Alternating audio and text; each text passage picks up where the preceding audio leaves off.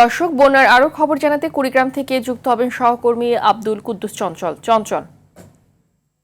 নদ নদী পানি তো কমতে শুরু করেছে, তো সাধারণ মানুষের মধ্যে এখন স্বস্তি ফিরেছে কিনা জানাবেন।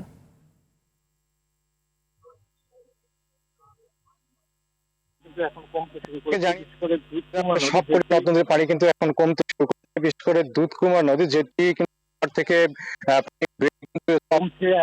এই তিনটার পরিসংখ্যান রয়েছে, এই পরিসংখ্যান অনুযায়ী কিন্তু এখন 40 সেন্টিমিটার পানি বিপদসীমার নিচ দিয়ে প্রবাহিত হচ্ছে। ফলে অপেক্ষাকৃত উঁচু যে এলাকাগুলো ছিল সেই এলাকাগুলো থেকে পানি কিন্তু নেমে গেছে এবং চরাঞ্চল এবং নিম্ন চরাঞ্চলে পানি রয়েছে, তবে বাড়িঘরে কিন্তু পানি নেই।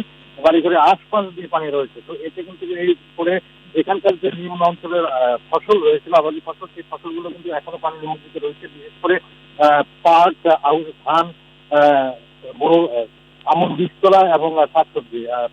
কৃষি বিভাগ যেটি জানিয়েছে যে এখনো পর্যন্ত 492 হেক্টর জমির আবাদ কিন্তু পানিতে রয়েছে। পানি বিবাহিত হলে কিন্তু এই সমস্ত আবাদ নষ্ট হয়ে যাওয়ার সম্ভাবনা রয়েছে। আর প্রশাসনের পক্ষ থেকে যেটি বলা হয়েছে যে বন্যার্তদের জন্য ত্রাণ কার্যক্রম চলমান রয়েছে।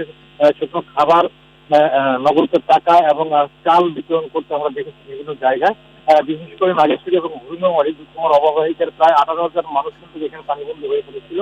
এখন পর্যন্ত চরাঞ্চল এবং নিম্নাঞ্চলে মানুষ কিন্তু পানিবন্দী হয়েছে। তো বন্যা পূর্বাভাস ও সতর্কীকরণ কেন্দ্র কিন্তু এখন পর্যন্ত বন্যার যে সতর্কবার্তা সেটি কিন্তু জারি রেখেছে। আগামীকাল 2 জুলাই পর্যন্ত কিন্তু এই সতর্কবার্তা আছে।